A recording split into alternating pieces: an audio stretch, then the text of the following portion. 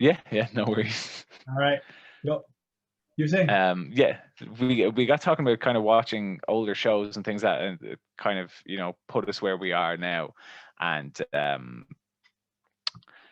one thing in particular that I've always really loved is like those kind of 1950s, 1940s kind of superheroes. So like the Phantom, for example. Oh, yeah. It's still a comic that's published today, but oddly, I think it's only really published in Australia now. And then there was the Billy Zane movie and things like that. That I think is a lot better than people give it credit for the time that it was. What do you mean, Billy Zane? He plays the Phantom. Oh, okay. In the movie. Misunderstood. I actually it's Billy Zane, isn't it? I remember the Phantom from the movie in the 90s because I was a little kid and they were giving out like this promotional ring if you went to go see the movies, which I wanted but didn't get because they couldn't see it in theaters when I was a kid. And then there was a Phantom animated series, I think. I remember watching the pilot. And I just like really stuck in my head. But like, it was Phantom 2043 or something like that. Yeah, let me look this up. Hold on a second. Because I remember 2040, Phantom 2040. Because I went, oh wow, okay. Yeah.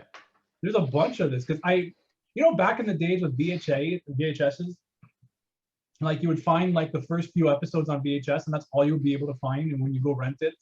And that's how I remember it, just that.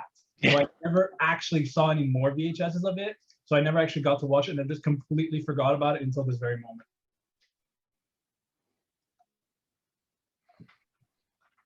Well, it was actually a pretty popular cartoon here. So like I remember when the movie came out and loved it. I collect skull rings. And one of my biggest ambitions was to get a ring that was like the Phantom's. Up until about 10, I think about 14 years ago when I finally got it, and I still have it. Oh, nice. Yeah. But it was that kind of stuff we were talking about, and look about it now, it's just a very different kind of thing. Like when you look at the Phantom comics and things like that, and obviously representation was an issue back then, but there's just this kind of nostalgia for that very classic look, just because we were talking about the 90s Captain America movie. That and The Shadow. The Shadow is actually a big one for me as well. Remember The Shadow? Yeah. I think The Shadow was like also the kind of the inspiration for not the Spectre, the Gray Ghost. It's kind of like that kind of aesthetic. Yeah. Man, I'm jealous that you have that ring. I always wanted that as a kid. It's not exactly the same one, but it's as close as I could get to it. And as time has gone by, it's kind of it has to change fingers, whichever one it fits on, depending on how much cheese I've eaten that particular month. But I'm a big guy, really big hands, so like rings are not my friends. But yeah. But if we're talking about that aesthetic, like old comic books or old superheroes, like, oh God, we talk about the Captain America movie, just how cheesy that all looks. But I remember it pretty well, that movie, actually, when I was a kid, or in my teens, actually. Hey, Ian. Welcome to the chat. We're talking about old movies, like superhero stuff. Like we're talking about the Phantom, and now we're talking a little bit about Captain America. Did you ever see the OG Captain America movie? Yes, I have. Yeah, oh my God. The thing that I remember the most is that, like, I'm feeling sick, gets out of the car, and then runs back around and steals the car. Yeah. The thing about that movie is the suit, because those are rubber ears on the suit. Yes. Like years later, I'm like, what the hell? Oh my God, yeah. And what other old? Actually, I remember there was a Doctor Strange movie back in the day, wasn't there? I think this was for television, if I remember correctly. That was back in the day when they were starting to make live action. I think I've seen that. Like, I remember they made like a pilot for a live action Spider-Man. There was the live action Hulk series everyone remembers with Lou Ferrigno. What else was there? There was that Fantastic Four movie that was never meant to see the light of day. Oh yes, the Roger Corman produced. I think that's when I hear cheesy superhero kind of aesthetic and costumes, it's the turtlenecks of that kind of I have the image of more than the Captain America one. I know the wings on the ears and things like that of the Captain America one I see, but I just keep seeing whenever it even comes up or into my mind, I just see that blue and white turtleneck with a 4 on it. Yeah.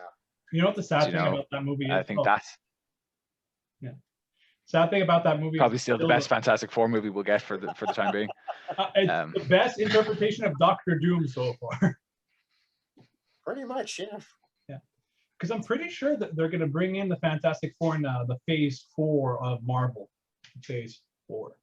Yeah, I just yeah, that was on their recent reel where we got some Eternals kind of footage.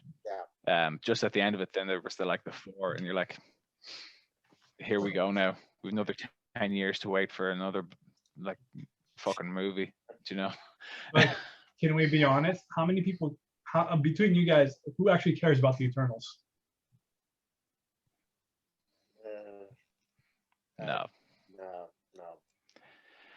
I think it's one of those again where it's like it's just the rethread of okay, there was a small percentage of people who actually knew who Iron Man was, and they're like, okay, so we can. So in a way now, if you do read the comic books, the comic book Iron Man has just become the movie Iron Man. So because I think you all remember the cartoon from the 90s and things like that, where there was I can't remember the name of the episode, but there was one particularly disturbing episode where Tony Stark is, he's on trial or something like that, and it's like it explored his alcoholism more so than the movies did, and we're talking about a cartoon in the 90s. Yeah, I do remember. So it's like something like the Eternals. I think it's that they're aiming big, because I think isn't Kang the Conqueror the bad guy in Ant-Man now as well? Yeah. So here's a theme. Just so play for funsies.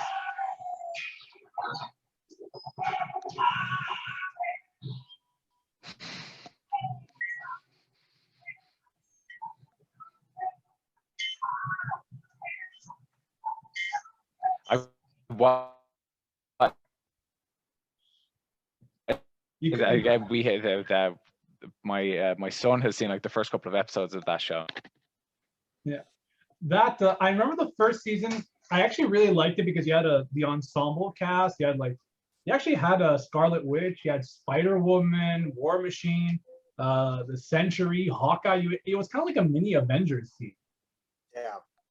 What was it there? What they call Force Works? That's what it was. It's some kind of forgotten Marvel team or comic from the past. Yeah, I think what they did with season 2 was obviously they took it in a different direction. They wanted to make it a bit more serious. Mm-hmm. The animation, I thought, got better. Oh, for sure, yeah. Overall, the stories, the stories I thought were more towards the comic at the time. For sure. But looking back with nostalgia glasses, I remember enjoying it. Same thing with the Fantastic Four series, as cheesy as they were. And getting to see other characters pop in and out of both shows is always fun. There was the Hulk animated show, which I really enjoyed. Then the second season was Hulk and the She-Hulk. Oh, yeah. Yeah, because everyone loves that version of She-Hulk.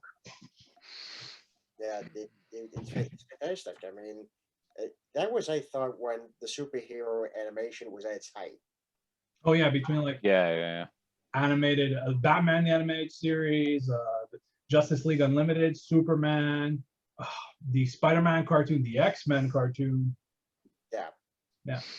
And then you got all those other wild card properties. I remember there was a cartoon for Wildcats.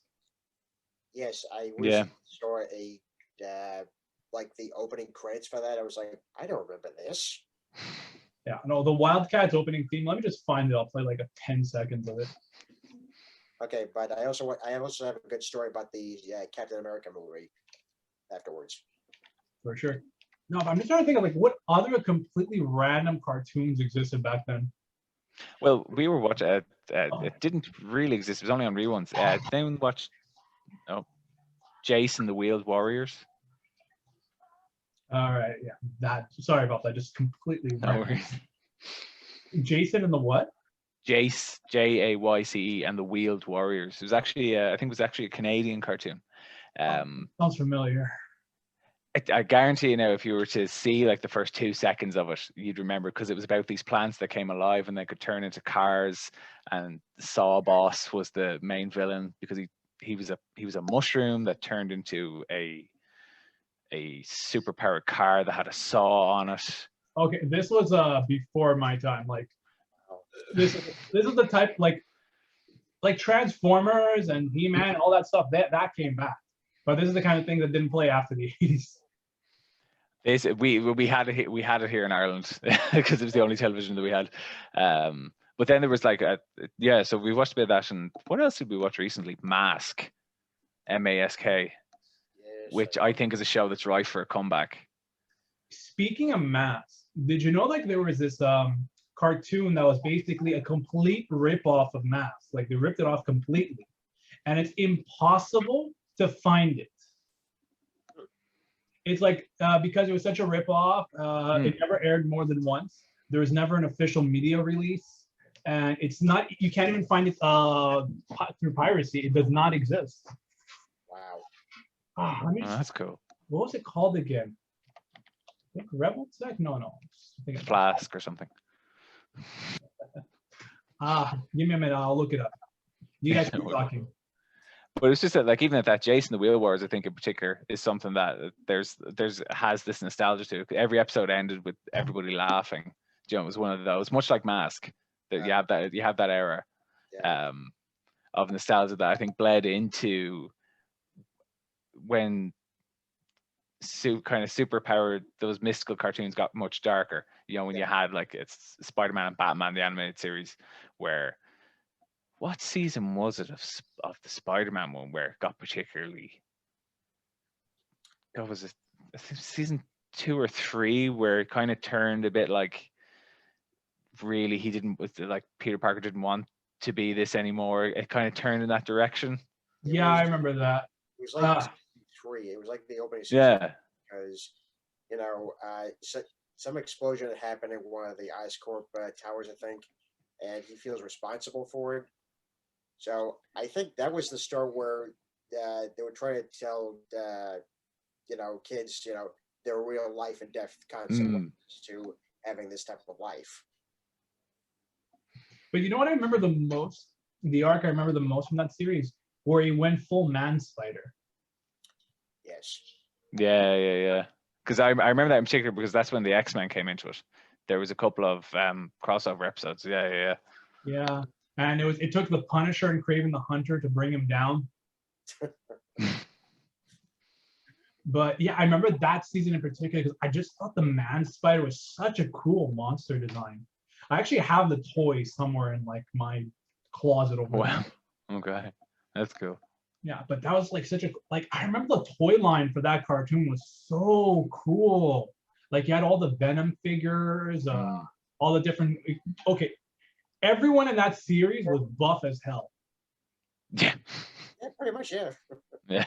Like Doc Ock was super buff. Everyone was super buff. Even Kingpin and all of his roundness was buff and can tear you to shreds. Yeah, I think it was one of those things, though, wasn't it, where you kind of like even you look at Peter Parker in the animated series when you just see him as a regular. He's meant to be this regular guy, teenager just starting out college, and he's like built like Schwarzenegger, even with his hair. So you can kind of see where they rotoscoped just a little bit, just to kind of keep it in line with people's perceptions of a superhero at that time. But also tried to make it easier to sell the toys. Oh wait, I found the show I was talking about, Vortec. Vortec. Yes. Okay. It was okay. We're gonna go into like some really weird like history and junk stuff, but I remember this cartoon. It was actually really cool. Long story short, two brothers, they create some new kind of robotics and all that, super advanced stuff. And the thing why it's a super Mask ripoff is because it was all using the same kind of toys and molds or very similar stuff to Mask. Okay. It became those things versus like people who became like cyborgs. And I remember the last episode where like the brother turned his other brother into like a cyborg as well, and like they both died in a huge base explosion. And I remember seeing it as a kid, and it was like really like gut wrenching. You just like see like the guy's like he's been totally transformed. He gets rid of all of his friends from the place, and it just blows up and guaranteed death. You know, back in those days. Mm. And it's one of the cartoons you cannot find at all. Like, I think somebody actually uploaded one episode that was on VHS to YouTube recently. But look up Vortex, you won't find anything about it. Okay. It's one of those like lost gems. It sounds like it'd be really good though. Yeah. Yeah, I know. I have very fond memories of it, but then again, I was like a little kid, so I'm probably not remembering it correctly. But I remember it being pretty dark. It was another show that was on at that time. I don't know if you ever saw this. Have you ever heard of something called Skeleton Warriors? Yes. Hey, Greg, you joined us just in time. We're talking Skeleton Warriors.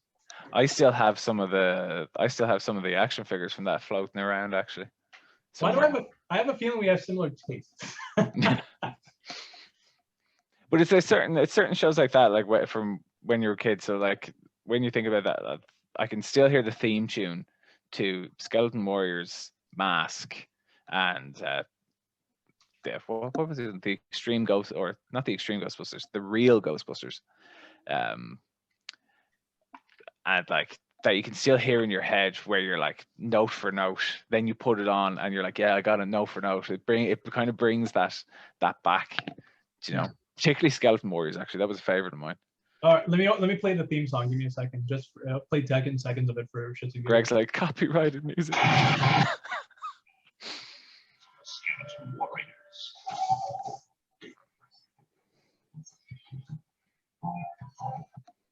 Yeah, like that's 10 seconds, but like, man, like I'm watching it right now. Like you just have this CG head that's like me on the tails.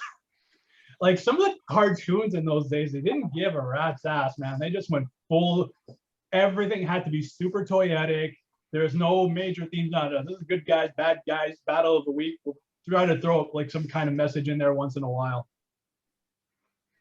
Like it's kind of just I think it's that, you know, you could get away with a lot more. Like I mean, if you look at it, like even to bring back further and look at like He-Man, you know, so. They're coming out with a new one. Yeah. Yeah, but they've been coming out with a new one for, what was it, nearly 20 years now. Yeah. The only thing I have to say about He-Man is two things, actually. One, the 2000 series was really, really good. I really enjoyed that. And two, there's a character in He-Man named Fisto. Fisto, whose power is he has a really big fist. I sense big problems with that name. But we know one thing that Fisto's probably really good at. But we're all buying that toy. Oh boy. But no, like, oh god, if something was toyetic, man, He-Man was toyetic, that's for sure. Out of curiosity, does everyone know what the word toyetic means? What? Toy aesthetic. Toyetic. No. Toyetic means that the quality of a thing or an image to be turned into a toy. So for example, if you're watching like example, He-Man, I just added a new vehicle to the series, toyetic. So that vehicle became turned into a toy. Oh, okay. Like Teenage Mutant Ninja Turtles or something like that. Transformers. Yeah. Sailor Moon. Like all those old 80s and 90s shows are like 90% toyetic. Yeah. Power Rangers. Thundercats. I was gonna say That's a great show. Yeah. But that show you mentioned earlier, what was it there? Jason and the Wheel Warriors? Yeah. I just saw some quick pictures of that, but that's completely toyetic. You just see that, it's nothing but like vehicle toys. I think it's only a show that had one season, but it's like that. Like I could tell you now,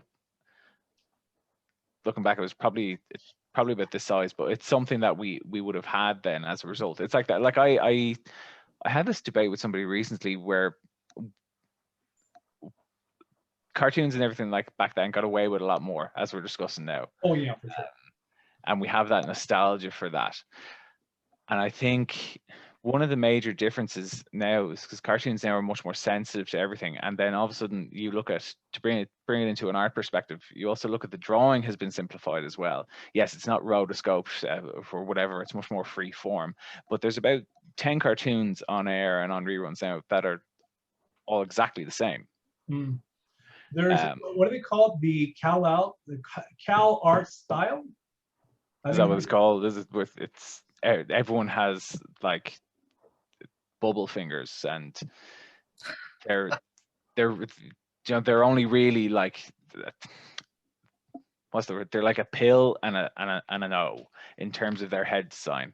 Yeah, I've heard of it. Like I wouldn't like say it's an actual thing, but there is a lot of similarity in a lot of shows. Like what, for example, Star versus the Forces of Evil, Gumball, Steven Universe. That's actually, yeah, they're the two of them are ones that I think of straight away.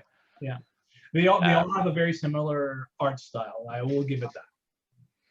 Where I think, if to an extent, I think if you grew up watching the likes of He-Man and Skeleton Wars and things like that, where we had this much more, like Skeleton Wars in particular, and then you look at what was that, Spider-Man Unlimited in particular fed into that. Yeah, I know. I'm watching the opening of Skeleton Warriors.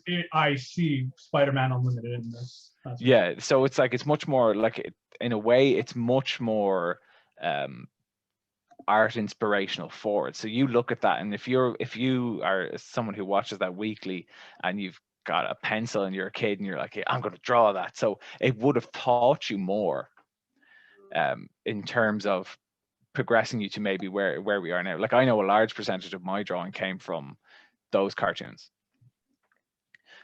It's like still can't draw feet, but they were never in those cartoons. So Rob Liefeld is right. I was just gonna mention them. I had to. Do you know what? The view's just going to go up now. Yeah, that's the title of this week's podcast. Rob Field. Yeah. Rob Liefeld was right. But it's just, and thatness, when we look back at it though, and I see people who didn't grow up with that, and they have this hatred for that style of cartoon, and they don't even enjoy the nostalgia aspect of it. Do you know what I mean? Like, if you can't watch He-Man and just enjoy the ridiculousness of it, if you're too busy thinking that it's offensive, watching the bowl haircut, you know, and the weird and the like ridiculously named characters and toys, because that's what they, again, as you say, it's toyetic. That's all it was. The toys came before the cartoon. So yeah, I think it, in a way though, it did inspire more than, I think, inspire more great art than I think necessarily cartoons today will. Cartoons today will probably inspire better stories, because I think they actually have storylines now, as opposed to selling just toys. I don't think I've ever seen a Gumball toy anyway. So, but yeah, I think older cartoons, which we have that nostalgia for, will inspire better art. Like, okay, I'm just like looking at my toys back there and just trying to think of an example. You are 100% right, because a lot of the designs right now, I would never want a Steven Universe toy per se, or if even if I was a kid. Not that I didn't like it, I actually enjoyed the show. It was a lot of fun to watch. But growing up, I love like Transformers, Gargoyles, and you see that stuff and you want the toy. Yeah. But also the thing is, when you see the characters, you think they look really cool. So they're designed to look cool to make you want to buy them. And that also translates into your attachment to the show, I find. By making things a little bit more toyetic, you actually put something into the design that makes it more desirable. So when you start designing everything to be everyday, or something that can look like in the real world, it doesn't have that draw. And there's nothing wrong with that, mind you, but like, it doesn't make you crave it. Like, let's look at something like Star Trek, for example. Like all those like little things that they made, the communicators, the phasers, and you get that turned into a toy. It creates an attachment. Right now, I'm waiting for the Mass Effect Legendary Edition that's coming out this week. I got the the collector's edition that has like this giant mask, and I'm like, oh cool, I want this. Like I want any kind of Mass Effect merch I can get, especially figurines. Like there's something about that toyetic aspect. It's why like something like Transformers is still around. Why there's so many collectors for it. And so just looking, I actually have an Egon here. Let me see if I can get him for this surprise possession. Jesus. oh, look at nice. that. Isn't that just the shit, isn't it? That's really cool. I don't know if you guys can see it, but like up there, I got an OG Ultra Lord from Power Rangers. And that's like too huge to fit in any display case I had. So I just put it at the top there. That's it. It creates an attachment, it creates a want, and those like complicated designs sometimes just make it cooler.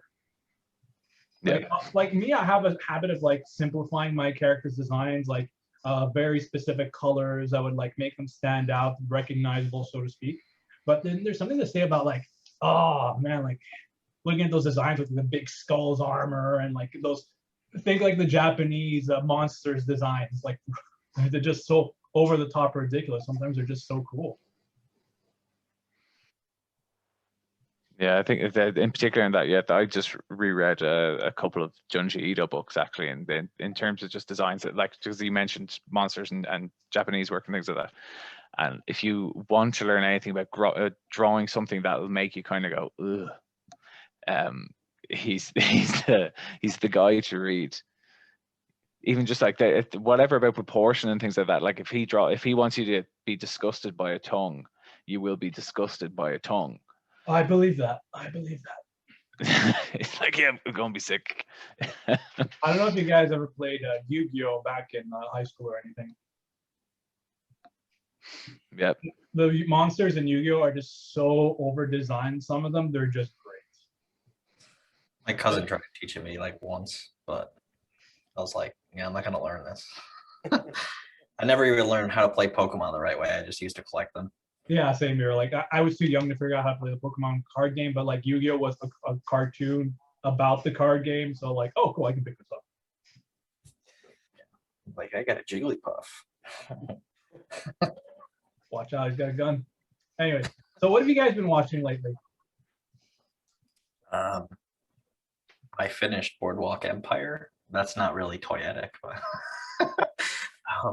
I just finished that at work because there's nothing to do there. And then I just started the show 6 Feet Under, which is actually good. We started watching it because Michael C. Hall from Dexter is in it. Yeah. So the whole reason why I got into that. And then I'm like, oh, it's fine. It's definitely dated because it's like 2001.